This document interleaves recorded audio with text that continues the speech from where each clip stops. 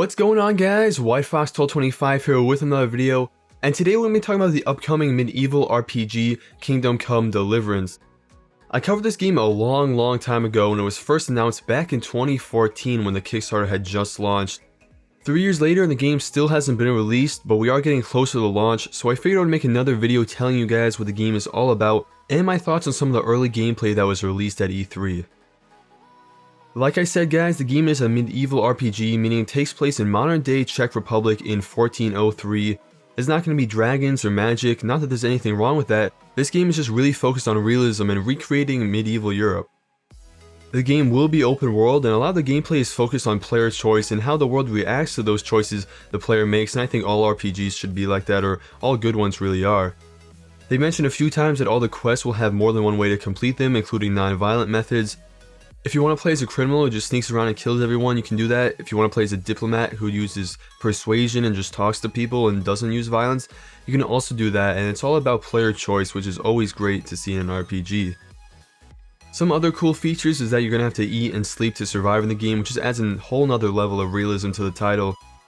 The weapon and the armor system is really advanced and quite intricate. Your character will have a total of 16 armor slots, which is just a crazy amount, and no matter how you want your character to look, I think it's safe to say you'll definitely be able to do that. In terms of combat, the game also strives for realism, and because sword fighting in real life looks so much different than most games, sword fighting doesn't look like it is in Skyrim or even The Witcher. So it is very different in this. It's very physics-based, which in my opinion all good sword fighting games are, like Chivalry or Mordhau or Bannerlord. The direction you block from and the direction you attack from does matter. You can't just spam the left mouse button, you can't just hack and slash, you really have to think about it and expose your enemy's weaknesses and attack them. They worked with experts on medieval sword fighting tactics to make the animations, so hopefully that will show off in the final product and the sword fighting will look really realistic and be different from anything we've seen before.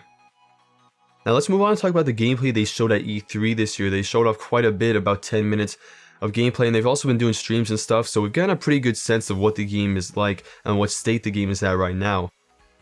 First off, let me say this game is absolutely beautiful, and it shouldn't be a surprise because it does run on the Cry engine, but the landscapes especially are absolutely amazing, and the forest looks so incredible and so lifelike. It has a really bright look to it, and I think if you enjoyed Oblivion, these graphics are somewhat similar, and they kind of have that high fantasy bright look that Oblivion had. On top of that, I will say I really love the music so far. It matches the game perfectly and it matches the setting really well, so I do like what I've heard so far with the soundtrack. Overall, guys, I really like the gameplay I saw, but I do have a few concerns. First off, the animations can look a little weird at times, especially the facial animations. They just don't look natural, the characters don't really blink and they can kind of look robotic at times.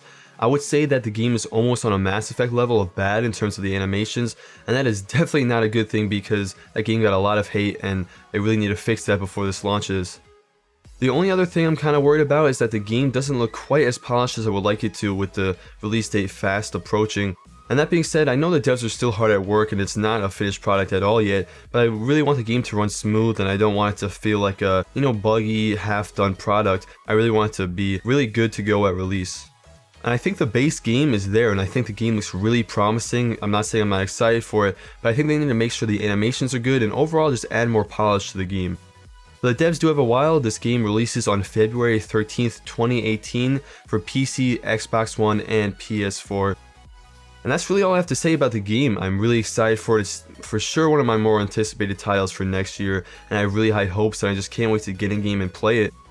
If you guys want to see more content on Kingdom Come, I will definitely be covering it as we go on, and also other RPGs, MMOs, so make sure you hit the subscribe button if you do want to see that content. If you liked the video, make sure you hit that like button. Thank you for watching as always, and I'll see you in the next one.